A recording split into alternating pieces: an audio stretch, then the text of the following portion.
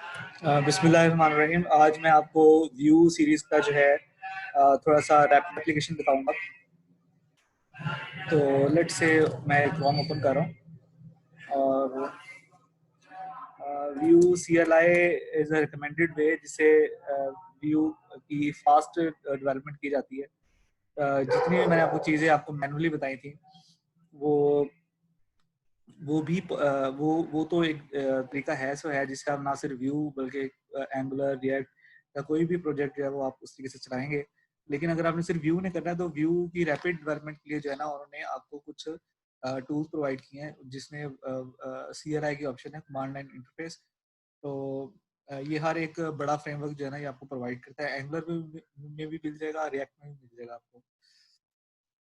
तो यहाँ पे देखें इसने कहा है npm install -g और @view/cli। तो ये व्यू का लेटेस्ट वर्जन करके देता है। व्यू CLI का view is something else, view CLI is something else. ये व्यू का इंटरफेस है।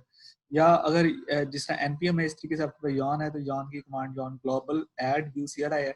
इसका फायदा ये होता है कि आप उसको कहीं से भी इंस्टॉल कर लेते हैं। लाइक आपने जस्ट ये कमांड लिखेंगे व्यू क्रिएट माई प्रोजेक्ट तो वो चल जाएगा।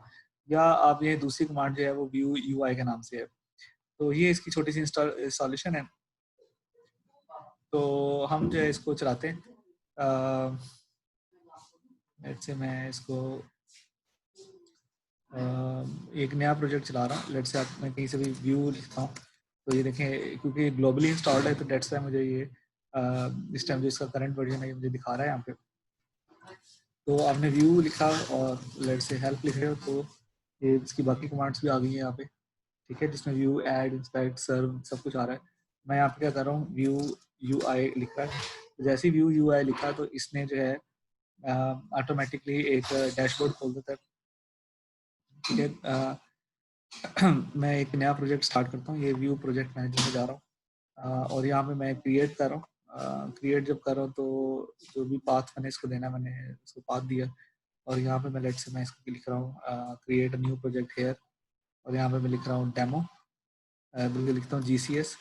अच्छा ऑलरेडी एग्जिस्ट करता है GCS का नाम है, DCS डेमो के नाम से हम बना लेते हैं, ठीक है। पैकेज मैनेजर बाय डिफॉल्ट जो यॉन है लेकिन मैं इसको यॉन को सिलेक्ट कर लेता हूँ, ठीक है।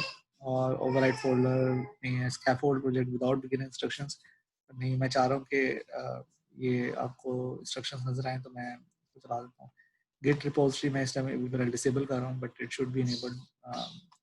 मैं नेक्स्ट किया इसको तो ये मैंने कुछ प्रीसेट्स बना के रखे हैं। प्रीसेट्स के हैं, मैं मैनुअली इसको एक दफ़ा चला लेता हूँ तो आपको पता लग जाएगा प्रीसेट्स है क्या है। मैंने मैनुअली फर्स्ट टाइम चलाया तो कहता है बेबल आपने इस्तेमाल करना है। बेबल क्या कर रहा होता है कि आपके जो मॉडर्न जावास्क्रिप्ट जो आप लिखते हो उसको आपके ओल्डर जावास्क्रिप्ट के लिए कन्वर्ट करके देता है। ये काम होता है बेबल का, ठीक है। तो ये इनेबल्ड है यहाँ पे। अच्छा दूसरी ऑप्शन वो ये है कि add support for the TypeScript language और ये मैं आपको बता रहा हूँ कि ये काफ़ी अर्से से इन है और टाइपस्क्रिप्ट आगे जाके चलेगी तो इसको मैं इनेबल भी कर देता हूँ। अभी हम तो ज़रूरी इसमें ये होता है कि आप जावास्क्रिप्ट की बजाय आप कोड लिखते हैं टाइपस्क्रिप्ट में और टाइपस्क्रिप्ट का जो वे ऑफ राइटिंग है it is much like C++। समझ लें वो बेस्ड है बट स्टैटिक बेस्ड लैंग्वेजेस की तरह है। तो ये बेबल जो है इस कोड को कन्वर्ट कर देता है इवेंचुअली जावास्क्रिप्ट के अंदर ही। तो ब्राउजर के अंदर आपकी जावास्क्रिप्ट ही चलती है बट आपकी जो कोडिंग है वो टाइपस्क्रिप्ट में चलती है। मैं इसके ऊपर भी वीडियो सीरीज बनाऊंगा तो वो आप देख सकते हैं यहाँ पे। ये व्यू की एक स्पेशल चीज़ है प्रोग्रेसिव वेब एप्स के नाम से। ये वेब मैनिफेस्ट क्या होता है, सर्विस वर्कर्स क्या होते हैं, ये आपके क्रोम के अंदर या ब्राउजर के अंदर जो है ये सर्विसेज मिल रही होती हैं, आप इनको भी यूज़ कर सकते हैं। और ये राउटर और UX इतनी ज़्यादा इंपॉर्टेंट लाइब्रेरीज हैं कि उसने साथ ही यहाँ पे ऑप्शन दिया। फिलहाल मैंने दोनों को डिसेबल रखा, मैं बाद में जाके इनेबल करके दिखाता हूँ इसे। अच्छा फिर इसी तरीके से या बता देता हूँ राउटर है क्या, इनेबल बाद में करेंगे लेकिन राउटर का आज हम इस्तेमाल करेंगे कि आप जब लिंक दे रहे होते हो कि अच्छा इस पेज से इस पेज के ऊपर या इस कॉम्पोनेंट को कॉल करना है तो ये राउटर के थ्रू करते हैं। Vuex जो है वो आई थिंक हमने इसकी वीडियो लेक्चर सीरीज बनाई है थोड़ी सी। इसमें क्या हो रहा होता है कि जो कंपोनेंट की स्टेट है लाइक डाटा के अंदर जो पड़ी हुई है उसको हम कंपोनेंट से निकाल के किसी थर्ड सेंट्रलाइज्ड स्टोर में रख लेते हैं। वो स्टोर जो है वो व्यू के अंदर जो है वो Vuex कराते हैं। अगर तो इसकी वीडियो सीरीज आप देखिएगा जो मैंने बनाई हुई है अगर नहीं बनी हुई तो फिलहाल इसको हम डिसेबल करें, अभी हम चला रहे हैं। CSS प्री प्रोसेसर हैं। CSS प्री प्रोसेसर में ये होता है कि आप जो यूज़ किए CSS वो स्टैटिक CSS है, बट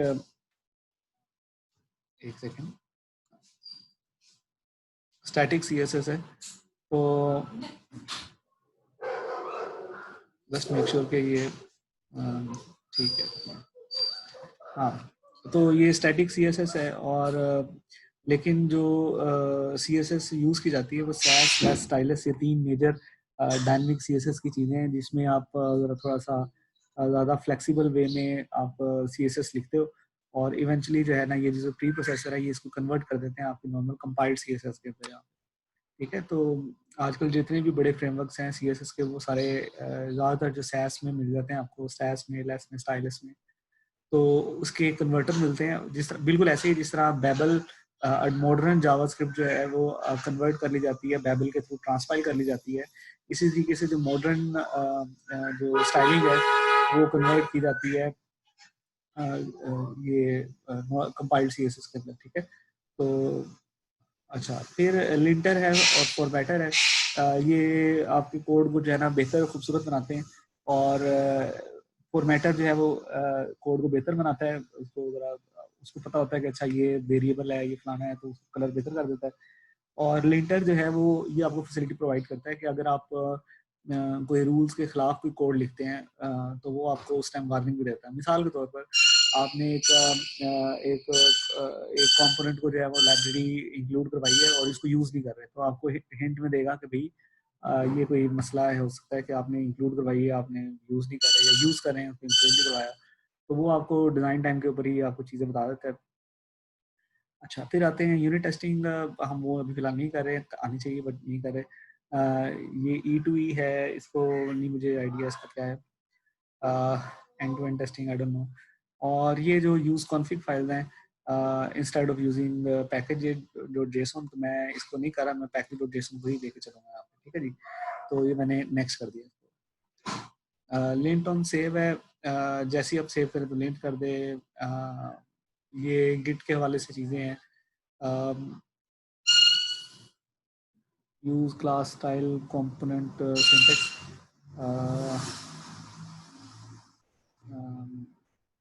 आई डोंट नो, ये इसको मैंने यूज़ नहीं किया। तो use Babel alongside TypeScript, और ठीक है, इसको भी एज इट इज जाने देते हैं। ये हाँ, इसमें आई थिंक ये है कि कुछ कोड जो है ना वो आपको हिंट देता है कि इसको आप कन्वर्ट कर लें एक ES6 के अंदर। ठीक है, और पिक लेंटर है, तो इसको हम यहाँ पे लेट्स से ये कर लेते हैं, आई डोंट नो। ठीक है, ये मैं क्रिएट प्रोजेक्ट कर दूँ। अच्छा, इस प्रीसेट का नाम जो है मैं नाम दे देता हूँ इसको GCS डेमो, या GCS डिफ़ॉल्ट प्रीसेट। तो इससे होगा क्या कि नेक्स्ट टाइम जो है ना, अगर आपको ये सारी सेटिंग करने की ज़रूरत नहीं है, आप जस्ट उस प्रीसेट को सेलेक्ट करेंगे जिसमें शुरू में आया था, और आपका प्रोजेक्ट जो है ना वो रेडी हो जाएगा। अच्छा, तो ये मैं सबसे फास्ट वे बता रहा हूँ। इसमें ना आपने, इसमें बस ये है कि आपने लैरागोन या वो मैंने ज्यूम कर रहा हूँ, फिर आपने लैरागोन की है, वो जो आपको लैरावेल मिक्स का बताया था, फिर उसके बाद क्रॉस इन्वायरमेंट थे, फिर वो जो स्क्रिप्ट्स लिखे हुए थे, फिर आपने npm रन डेव किया था, ठीक है, वॉच किया था, हॉट रिलोडिंग थी, वो सारा कोई काम नहीं आप कर रहे हैं यहाँ पे। और इसके अलावा भी आपने पैकेज डॉट जेसन के अंदर अपना एक प्रोजेक्ट को जिसने इनिशियलाइज करवाया था, वो चीज़ हमने नहीं की यहाँ पे। ये सारा कोड जो है ये इसके बैकएंड पे ऊपर ये चल रहा है यहाँ पे। आप देख सकते हो इस टाइम यहाँ पे इंस्टॉलिंग CLI प्लगइन्स है, and this might take a while.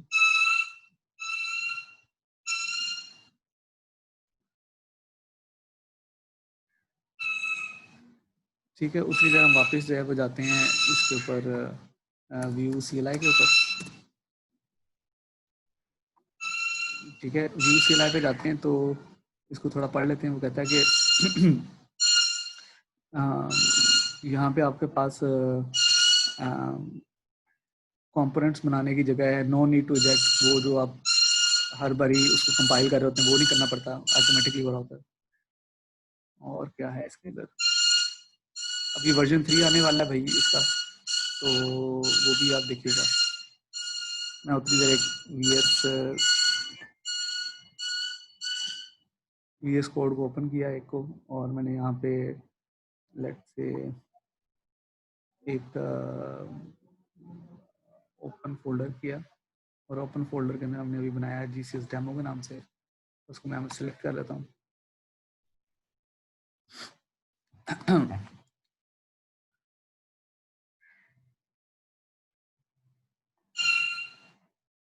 ठीक हो गया। तो अब आप नोट करो यहाँ पे ये सारी चीज़ें ऑलरेडी बन के आई हैं। ये वो जिस तरह वो जो हम कंपोनेंट थे वो हेलो वर्ल्ड का या जो ऐप का है वो सारा बन के आया हुआ है यहाँ पे। ये मैंने इसको टाइपस्क्रिप्ट को सिलेक्ट कर लिया, तो इस वजह से टाइपस्क्रिप्ट में आ रहा है, बट आप अगर अपने JS को करेंगे तो JS में आ जाएगा। यहाँ पे अभी फिलहाल कुछ एरर आ रहा है, द रीज़न बीइंग कि अभी शायद इंस्टॉल हुआ नहीं, वो इंस्टॉलिंग पे ही आ रहा होगा।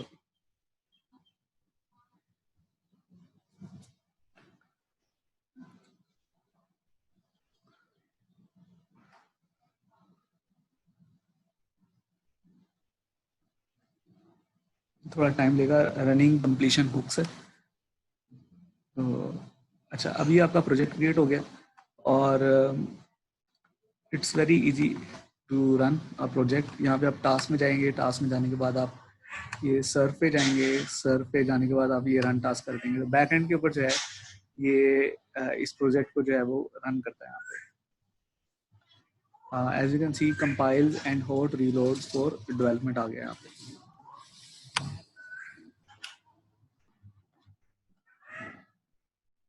ठीक है, ये फर्स्ट टाइम थोड़ा सा टाइम देता है, लाइक ये बिल्ड कर रहा है इसको सिस्टम यहाँ पे। ठीक है, ये बिल्ड हो गया। अब बिल्ड होने के बाद यहाँ पे ओपन ऐप की ऑप्शन है, मैं ओपन ऐप को क्लिक कर रहा हूँ, तो आपके सामने जो है ना ये प्रोजेक्ट Vue.js और टाइपस्क्रिप्ट में आ गया। तो आप जो है वो इसको ना कोशिश करें कि आई डोंट नो, मेरे बाकी लेक्चर्स में तो मैंने जावास्क्रिप्ट के साथ रखा हुआ है, but eventually I am planning to shift on TypeScript, तो मैंने इसको ऑप्शन ये भी चला दिया। फर्क कोई नहीं पड़ रहा, अभी फिलहाल हम इसको चला लेते हैं, आई डोंट नो कितना फर्क पड़ेगा। तो ये इस तरीके से आपका प्रोजेक्ट रन हो जाएगा, और ये इसका साथ में ये चलता रहेगा। तो जैसे ही कोई आप कोई मिसाल के तौर पर यहाँ मैं प्लगइन्स पे जा रहा हूँ, प्लगइन्स में जाने के बाद यहाँ पे आप देख सकते हो कि मुझसे पूछा जा रहा है कि अच्छा Vuex को इंस्टॉल करना है, व्यू राउटर को इंस्टॉल करना है, और डिपेंडेंसीज के अंदर जितने भी वो चीज़ें पड़ी हुई हैं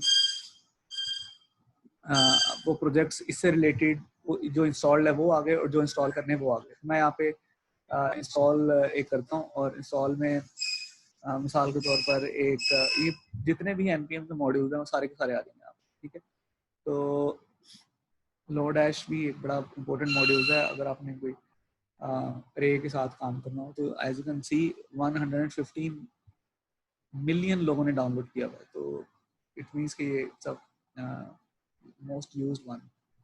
अच्छा, मैं यहाँ पे एक है व्यू की एक फ्रेमवर्क है Vuetify, मैंने वो सिलेक्ट किया, और वो सिलेक्ट करने के बाद ये 1.3 मिलियन लोगों ने इसको इंस्टॉल किया हुआ है। तो ये मैंने डिपेंडेंसी से किया था, तो मैंने डिपेंडेंसी से नहीं जाना, मैंने क्या करना है, मैंने प्लगइन से जाना है। तो ना सिर्फ वो इंस्टॉल करेगा बल्कि साथ में कुछ ना कुछ एक्स्ट्रा फाइल्स भी इंस्टॉल कर देता है। ठीक है, तो ये फ़र्क है इसका, प्लगइन करना है कि डिपेंडेंसी करनी है। तो मैं यहाँ पे Vuetify कर रहा हूँ, तो आप देख सकते हो Vuetify वालों ने भी आपको दिया हुआ है। Vuetify जो डायरेक्ट लोगों ने किया है वो मिलियंस में है, लेकिन प्लगइन के थ्रू जो है वो 408,000 है। ठीक है, तो मैंने इसको क्लिक किया, इंस्टॉल किया। तो इंस्टॉलिंग Vue CLI प्लगइन, तो ये सिर्फ और सिर्फ ना सिर्फ आपके उस डिपेंडेंसीज को इंस्टॉल करेगा, बल्कि ऑलरेडी एग्जिस्टिंग जो फाइल्स हैं उसको भी चेंज करता है आप पे। ठीक है, choose a preset by default वाला ही करते हैं क्या ये? हाँ, बाय डिफॉल्ट वाले चाहिए थी हमें। तो मैं इसको फिनिश कर रहा हूँ, और इसको मैंने कर दिया फिनिश।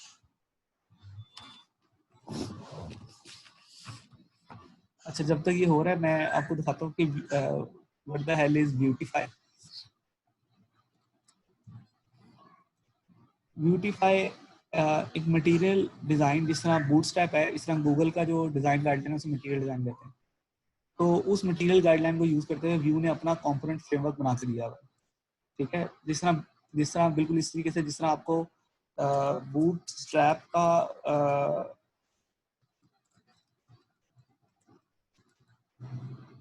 बूटस्ट्रैप का फ्रेमवर्क मिलता है, तो यहाँ पे आप देखोगे तो यहाँ पे इसमें मैं गेट स्टार्टेड करता हूँ, ये हमने देख चुका है यहाँ पे ना। तो ये कंपोनेंट्स नजर आ रहे हैं आपको, तो इस कंपोनेंट्स में आपको नजर आ रहा है कि ये अलर्ट है और उसका नीचे उसने देखा है कि भाई ये क्लासेस यूज करोगे तो आपका आउटपुट ऐसी आएगी। और इसी तरीके से उसने कुछ ना कुछ मेथड्स दिए हैं, कुछ ट्रिगर्स दिए हैं, जो भी उसके पुराना वर्जन है तो उससे जेक्यूरी आ रही है, लेकिन जैसे मैं आपको बता चुका हूँ कि जो वर्जन नंबर 5 आएगा तो उसमें ये जेक्यूरी वाला चीज़ें नहीं है। अच्छा, तो बटन्स को अगर आपने यूज़ करना है तो ये बटन्स का कोड ये पड़ा हुआ है, ठीक है, कि आपने सिर्फ क्लास दी अप्लाई हो गया। इसी तरीके से ड्रॉप डाउन को करना है तो ऑफ कोर्स बूटस्ट्रैप के हिसाब से जो है ना वो इसने तरीका ये बताया कि भाई ये HTML इतनी सारी लिखोगे तो फिर आपके पास आउटपुट आएगी, और आउटपुट भी बड़ी मजे की होती है, इसका मतलब ये सारी आ गई, ठीक है। तो लेकिन इसके पीछे कोडिंग करना वो सारा आपका काम है, ठीक है। तो ये सारा कुछ इसने दिया हुआ है। मिसाल के तौर पर एक और आगे बात खत्म करते हैं इसको। मिसाल के तौर पर ये प्रोग्रेस बार है, तो अब इस प्रोग्रेस बार को अगर देखें तो ये सिर्फ आउटपुट आपको ये दे रही है। तो इसमें वो कहता है कि अच्छा ये इस तरह करके आप इसको सेट करें तो आपके पास आउटपुट इस तरह की आ जाएगी। और ये आप देख सकते हो कि ये जस्ट HTML CSS है और कुछ भी नहीं है, बट इसको बहुत ज़्यादा यूज़ किया गया है और सारा कुछ ना। लेकिन अभी भी ये वो एक जिसे कहते हैं ना यूजेबल कंपोनेंट्स उस तरह के नहीं है। ये मिल जाते हैं कंपोनेंट्स, मुराद ये कि ये इन्होंने बूटस्ट्रैप वालों ने आपको प्रोवाइड किया है, तो लोगों ने फिर बूटस्ट्रैप को यूज़ करके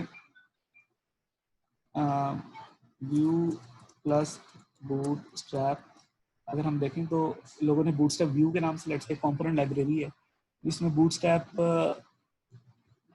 with bootstrap view you can build responsive mobile first and ये इसने बना के दिया हुआ है। और एज यू कैन सी कि लेआउट भी तकरीबन वही वाला है। तो लेट्स से मैं कंपोनेंट्स में जाता हूँ, वही चीज़ें अलर्ट और बटन और ये नीचे प्रोग्रेस बार भी इस नहीं होगा। अच्छा HTML ये प्रोग्रेस बार भी आ रहा है, ठीक है। तो एज यू कैन सी, लेकिन ये नोट करो कि ये जो है ये जस्ट सिंपल एक स्टैटिक चीज़ नहीं है। ये इसके नीचे वो जिसे हमने पढ़ा था कि टेम्पलेट का सेक्शन भी है और इसके नीचे स्क्रिप्ट भी है और इसके अंदर बाकी चीज़ें नहीं है। तो डबल क्लिक टू एडिट, तो मैं यहाँ पे 45 कर रहा हूँ और 45 को चेंज करके मैं 56 कर देता हूँ। एक मिनट, 66 लिखा, तो आप देख सकते हो कि वो सारा का सारा ऑटोमेटिकली चेंज हो रहा है और इतना इजी है इसको चेंज करना ना। तो वो सारा का सारा फिर बिल्कुल चेंज हो रहा है और जो भी उसकी वैल्यू है वो उस हिसाब से वो सारा reactive kind of cheese change हो रही है, ठीक है। तो एनिमेशन के साथ है और बड़ा व्यू स्टाइल के अंदर इसको लिखा गया है। तो इसी तरीके से जिस तरह बूटस्ट्रैप है इस तरीके से मटेरियल डिज़ाइन है, कह लें चलें मटेरियल CSS कह लें इसको, तो मटीरियलाइज की डॉक्यूमेंटेशन है लेट्स से, तो ये भी डिट्टो 100% वही चीज़ है। आप देख सकते हो कि ये लेआउट जो है थोड़ा सा फ़र्क है, जिस तरह बूटस्ट्रैप है इसी तरीके से जो है ना यहाँ पे इन्होंने वही बना के दी, इसके अंदर भी वही प्रोग्रेस बार और बाकी चीज़ें मिलेंगी आपको, ठीक है। और लेकिन इसके जो अंदर जो क्लासेस के नाम है वो चेंज है और लेकिन एज फार एज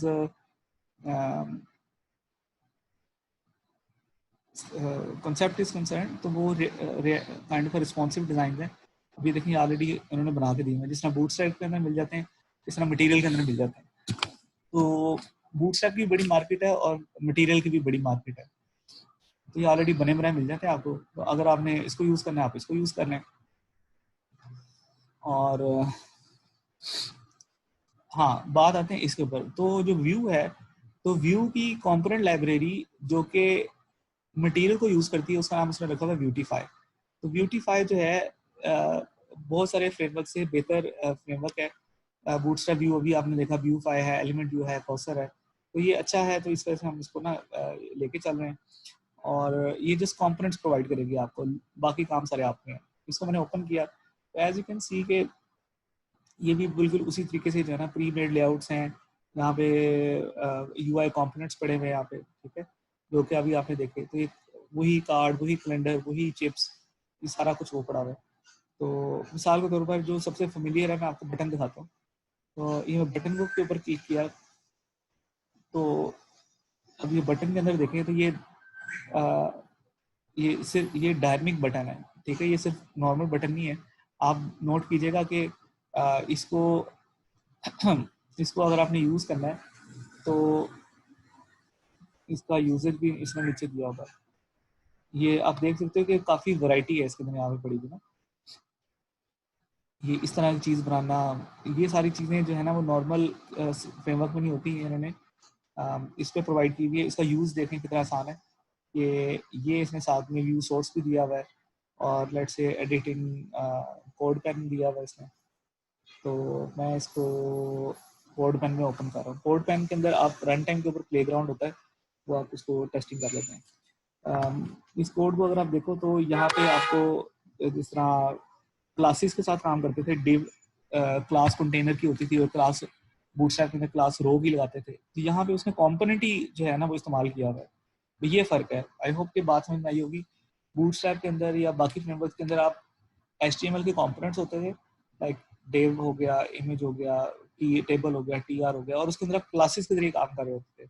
यहाँ पे आप क्या करते हो कि HTML के कंपोनेंट्स नहीं है, यहाँ पे आप ब्यूटीफाई के कंपोनेंट्स हैं, और उसकी अगर प्रॉपर्टी सेट करनी है तो उसकी जगह हम यहाँ पे कहेंगे प्रॉप्स है, और उसके अंदर कोई चीज़ रखनी होगी तो हम कहेंगे स्लॉट्स हैं, ठीक है। और उसकी बाइंडिंग वगैरह जो है वो नॉर्मल उस तरीके से चलेगी यहाँ पे। तो आई होप कि ये बात आपको कुछ समझ आई होगी। तो ये सारा कुछ ना और उसके ऊपर रैप किया हुआ है इसने यहाँ पे। तो विद गिटहब कर लेते हैं। अच्छा, तो अच्छा ये बटन अच्छा, आई होप कि अभी तक ये ओके। ये कह रहा है module not found, error can not resolve beautify lib और समथिंग समथिंग समथिंग। तो ये एरर शेरर आ जाते होते हैं, मोस्ट प्रॉब्ली क्यों आया ये। यहाँ पे देखें ब्यूटीफाई मिला नहीं इसको ना, तो इसको चेक करना हो, एक तो वैसे आ गया, दूसरा ये इस कोड में गए, ये टास्क में गए, और यहाँ पे आप आउटपुट में देखें तो आउटपुट के अंदर भी उसने वो दिखा दिया कि असल मसला क्या है एग्जैक्टली ना। तो आपने आउटपुट के जरिए देखना है यहाँ पे। तो इसका तरीका ये जो मैंने लास्ट टाइम देखा था किस तरह निकाला था कि इसको किया स्टॉप, और स्टॉप करने के बाद आप इसकी देखते इंस्टॉल हुआ कि नहीं हुआ। तो मैं इसकी डिपेंडेंसीज देख रहा हूँ कि कौन कौन सी डिपेंडेंसी इंस्टॉल हुई हैं। तो यहाँ पे तो सारा कुछ इंस्टॉल हो गया, और ये ब्यूटीफाई लोडर भी हो किया हुआ है, यहाँ पे इंस्टॉल में आ रहा है, और ये ब्यूटीफाई भी हो चुका है, सब कुछ ठीक है। तो बस मैंने इसको स्टॉप किया है, और स्टॉप करने के बाद मैं इसको दोबारा से एक दफ़ा रन कर रहा हूँ। ये मैंने दोबारा रन कर दिया। ये जो पहले वाला मसला आया हुआ है इसको हम बंद कर देते हैं। समटाइम इसको रीस्टार्ट करने से चीज़ें ठीक हो जाती हैं। ठीक है, जब भी आप प्लगइन या लाइब्रेरी करते हैं तो उस टाइम आई थिंक इसको स्टॉप करके करना चाहिए, और उसके बाद रीस्टार्ट करना चाहिए।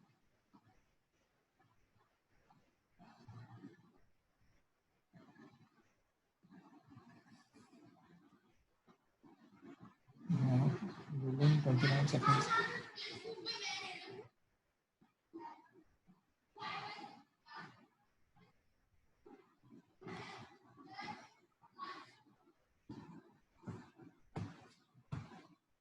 ये रन हो गया। मैं अब इसको ओपन ऐप कर रहा हूँ, तो एज यू कैन सी कि अब ये चल गया यहाँ पे ना। तो यहाँ पे नज़र आ रहा है वेलकम टू ब्यूटीफाई, और आपके पास जो है वो एक प्रोजेक्ट जो है वो ओपन हो गया। अच्छा, मैं अब यहाँ पे क्या कर रहा हूँ कि ये आप देखें, मैं आपके सामने ब्यूटीफाई को ओपन किया। तो जिस तरह हमने बूटस्ट्रैप के अंदर कोई टेम्पलेट उठाया था, तो मैं यहाँ पे भी उसका ये जो प्री मेड टेम्पलेट्स आ रहे थे यहाँ पे, मैं जो लिखे हुए आ रहे थे, मैं इसके प्री मेड टेम्पलेट्स को उठा लेता हूँ यहाँ पे, और बाद में हम किसी थर्ड पार्टी के टेम्पलेट्स को भी उठा लेंगे यहाँ पे। मैं आपको दिखा देता हूँ। व्यू थर्ड या view admin template, let's say, ठीक है, आई डोंट नो एडमिन पैनल आना चाहिए, व्यू एडमिन टेम्पलेट आ गया यहाँ पे, ठीक है। तो ये फ्री Vue.js एडमिन टेम्पलेट मैंने इसको ओपन कर लिया। तो ये कुछ जो है वो पैसे हो गए हैं, कुछ फ्री हैं। तो हम अगर फ्री वाले को रिव्यू देखें तो ये आप देख सकते हो कि ये ऑलरेडी जो है ना मुझे पूरा टेम्पलेट बना के दिया है इसने। तो लेट्स से मैं इस वाले को देखता हूँ, डिफ़ॉल्ट को। तो ये जो चीज़ बनी हुई है, ठीक है, ये इसने मुझे प्रोवाइड किया, ये डैशबोर्ड आ गया और यहाँ पे जो है ना वो टाइपोग्राफी बेस, ये सब चीज़ें इसने मुझे प्रोवाइड कर रहा है यहाँ पे। ठीक है, तो हम थर्ड पार्टी को भी उठा सकते हैं और ये सारे कंपोनेंट्स हैं। तो अगर मैंने किसी भी जगह पे लगाना है तो वो अभी आप देखेंगे कितना इजी होता है हमें कंपोनेंट्स को लगाना। तो बिल्ट इन कंपोनेंट्स हमें बनाने नहीं पड़ेंगे। ठीक है, इसको भी ट्राई करते हैं अभी। लेकिन फिलहाल जो है, जो इसके जो प्री मेड टेम्पलेट्स हैं मैं उसको यूज देखता हूँ। प्री मेड टेम्पलेट्स के अंदर भी हम देखें तो मिसाल के तौर पर ये आई गेस ये गूगल यूट्यूब का टेम्पलेट पड़ा हुआ है। ठीक है, तो मैं इस गूगल के यूट्यूब टेम्पलेट को ओपन करता हूँ। तो link to code for Google YouTube template, मैंने इसको ओपन किया। तो इसने मुझे अब देखें एक चीज़ प्रोवाइड कर दी, ये इसका टेम्पलेट है, ये इसका स्क्रिप्ट है, ये इसका जो भी इसने कहानी बनाई इसकी। तो मैं इसको यहाँ पे क्या कर रहा हूँ, रॉ में लिख रहा हूँ, आई डोंट नो, और इसको मैं आगे कॉपी कर लेता हूँ। ठीक है, और ये जो मेरे पास फाइल है, इस फाइल के अंदर मेरे पास जो ये app.vue है, इसके अंदर मैं यहाँ पे इसको रिप्लेस कर सकता हूँ यहाँ से। आई होप कि कोई इशू नहीं आना चाहिए। एरर किस बात का है?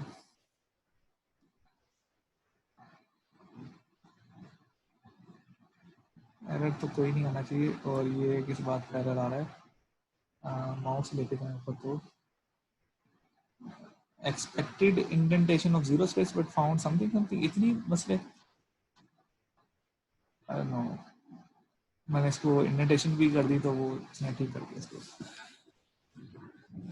अच्छा, इसके बारे में क्या ESLint है जी, ये जो आपको चीज़ें बता रहा है, string must be single code. तो अच्छा, सिंगल कोड अभी कंट्रोल फिक्स खुद ही कर दो भाई, फिक्स दिस कोड प्रोग्राम्स। तो और ये मैं करूँगा क्यों अब, इतना नहीं मुझे टाइम बराबर। तो ये आप देख लें कि किस लेवल की आपने चीज़ें करनी है। ये आपको फिक्स ऑल कोड प्रॉब्लम्स होते हैं, फिक्स ऑल कोड प्रॉब्लम्स। चलो, तो सारे के सारे जो हैं वो सिंगल कोड्स में हो गए। और ये क्या तकलीफ है इसे, अनएक्सपेक्टेड ट्रेलियन कॉमा, ये एरर तो नहीं है लेकिन ESLint जो यूज़ कर रहे हैं उसके हिसाब से है। तो हमने इसको भी देख लिया। सेमी कॉलन नहीं आना चाहिए, एक्स्ट्रा सेमी कॉलन है, आदत पड़ी होती है। तो एरर तो नहीं कहना चाहिए इसे, लेकिन चलो, यानी कि आपको फोर्स कर रहा है कि आप कोड को ठीक लिखें। ठीक है, तो ये क्या कह रहा है, ये कह रहा है missing space before function parenthesis. ओ भाई, इतना कहाँ से मुझे क्यों पड़ गया। ओए, हेलो जी, हेलो जी। अब कोई और मसला भी नहीं है, मसला कोई नहीं। ये एरर नहीं है, लेकिन ये कि इसके ये स्नेप के हिसाब से जो है ना ये हैं, और जब तक ये सोल्व नहीं होंगे ये काम करता रहेगा। तो ये मैं ये स्लिंट को डिसेबल कर देता हूँ यहाँ पे। ठीक है, हम ये स्लिंट को डिसेबल कर देंगे। तो बट आपको कम से कम आइडिया होगा कि ये चीज़ जो है ना ये आपको हेल्प होती है। ठीक है, जैसे ही इसको ख़त्म किया तो अब इसका कलर चेंज हो गया। इट मीन्स पे इसमें कोई विदाउट एरर वाली चीज़ चल रही है और स्टैंडर्ड के साथ चल रही है यहाँ पे। ठीक है, तो ये स्लेंट का आपको जो है इंट्रोडक्शन हो गया। अब मैं क्या किया, मैंने कुछ भी नहीं किया, मैंने सिर्फ app.vue को चेंज किया।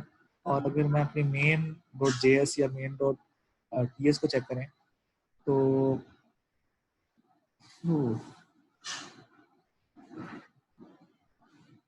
अब main.ts में मसला आ रहा है। वो कहता है no overall matches this call. और इसको हम रन करते हैं।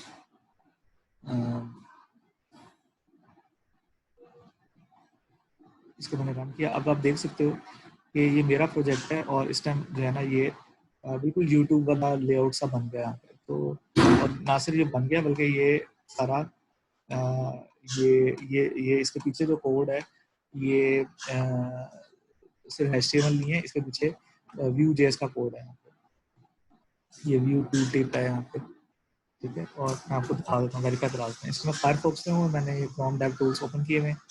तो इस डेव टूल्स पे जाता हूँ, तो यहाँ पे आप देखें तो ये रूट है, ये ऐप है। ऐप के अंदर अगर हम देखें तो वी ऐप का एक कॉम्पोनेंट लगाया हुआ है, उसमें मेरे एक ऐप बार है, एक मेन है और एक नेविगेशन बार है। तो लेट्स से मैं मेन की ऐप बार की बात करूँ अगर, ऐप बार के अंदर एक वी बटन है, आप ऊपर भी देख सकते हो साथ साथ हो रहा है। वी आइकन है, वी टेक्स्ट फील्ड है और वी टूल बार टाइटल है और ये बीच में वी स्पेसर लगाया हुआ है, ठीक है ना। तो इन दोनों के बीच में जो है ना वो स्पेस देने के लिए जो है वी स्पेसर है। तो इस हर चीज़ जो है ना तो HTML के टैग की बजाय हम यूज़ कर रहे होते हैं ब्यूटीफाई के कंपोनेंट्स को। तो जाहिर बात है इसने जो कंपोनेंट बनाया हुआ है इसके वी बटन के पीछे जो टेम्पलेट के अंदर कोड है वो HTML का ही है, वी आइकन के पीछे जो कोड है वो भी HTML का ही है। बट हमें जो आसानी मिल जाती है वो ये है कि हमें HTML के कंपोनेंट्स की बजाय हम HTML के कंपोनेंट्स की बजाय हम यूज़ कर लेते हैं अपना इसका ब्यूटीफाई के कंपोनेंट्स को, व्यू के कंपोनेंट्स को यूज़ कर लेते हैं। ये व्यू के कंपोनेंट्स प्रोवाइडेड हैं ब्यूटीफाई की तरफ से। तो फॉर एग्जांपल आपने ऐप को सिलेक्ट किया, तो अब ऐप के अंदर जो डाटा आ रहा है यहाँ पे जितना भी लिखा है most popular, subscription, history, playlist, watch list, ये सारी चीज़ें आपको यहाँ से मिल रही हैं, ठीक है। मोस्ट पॉपुलर, ठीक है। तो ये सारा जावास्क्रिप्ट से, जावास्क्रिप्ट तो नहीं कहना चाहिए, इसके कंपोनेंट से उठ के यहाँ पे आया है। ब्राउज़र चाहिए नहीं चाहिए, अगर मैं इसको फॉल्स कर देता हूँ तो आप देख सकते हो फॉल्स हो गया। अगर मैं इसको यहाँ पे ट्रू कर दूँ तो ये सारा कुछ जो है वो जावास्क्रिप्ट या कह लें उसके थ्रू चल रहे हैं। तो यहाँ तक तो आप काम करें ना, ये इसको बनाएं और उसके बाद जो है ना वो जो काम आपने बनाया था वो ये ना करें कि चलें देखें जब तक आपको खुद नहीं चीज़ें पढ़ी होंगी जिस तरह मैंने पढ़ाई थी कि व्यू प्रॉप्स क्या होती हैं, इवेंट्स क्या होते हैं, एमिट कैसे होता है, व्यू कंपोनेंट्स कैसे लिखते हैं, डाटा की प्रॉपर्टी क्या है, एलिमेंट क्या है, क्रिएटेड वो जो मेथड्स क्या होते हैं, तो वो आपको इसके कंपोनेंट्स को यूज़ करते हुए भी इशू आएगा। तो बेस अपनी क्लियर करें खासतौर पर प्रॉप्स की और स्लॉट्स की, और फिर उसके बाद उसको यूज़ करें तो वो कोई इशू नहीं आएगा। वीडियो मेरे ख्याल से काफ़ी लंबी हो गई है, तो मैं 30 मिनट्स के ऊपर हो गई है, मैं इसको स्टॉप कर देता हूँ। अदर नेक्स्ट वीडियो जो मैं इसको बनाऊंगा वो मैं आपको बता दूंगा इसके ऊपर के आपने, हम जब इस पे क्लिक करेंगे मोस्ट पॉपुलर पे तो यहाँ पे हमारा डिफरेंट कंपोनेंट आ जाएगा, सब्सक्रिप्शन पे करेंगे तो यहाँ पे डिफरेंट आ जाएगा, हिस्ट्री पे करेंगे तो यहाँ पे डिफरेंट आ जाएगा। तो ये काम हम करेंगे यूजिंग व्यू राउटर। तो ठीक है, नेक्स्ट वीडियो का वेट करें। मैं एक दफ़ा रिपीट कर दूं, हमने इस वीडियो के अंदर देखा कि व्यू CLI के थ्रू हमने कैसे रैपिड एप्लीकेशन रैपिड की जो है वो चीज़ें सारी सेटअप की हैं। व्यू CLI के थ्रू हमने देखा कि प्लगइन्स को हमने इंस्टॉल किया, हमने थोड़ा सा पढ़ा इसको कि ये फ्रेमवर्क बूटस्ट्रैप का फ्रेमवर्क कैसे काम करता है, मटेरियल फ्रेमवर्क क्या है, और उसके बाद फिर हमने लिखा कि ब्यूटीफाई के व्यू का कंपोनेंट फ्रेमवर्क कैसे चले। फॉर एग्जांपल बूटस्ट्रैप व्यू है या व्यू ब्यूटीफाई है। और फिर जब हमने उसको सेटअप करने की बारी है तो हमें बीच में जो चीज़ें आई थी लाइक सैस की बात आ गई, थोड़ी सी टाइपस्क्रिप्ट की बात आ गई, लेवल की बात आ गई, और इसी तरीके से जो है वो ESLint की बात आ गई। तो वो चीज़ हमने थोड़ी सी आपके लिए एक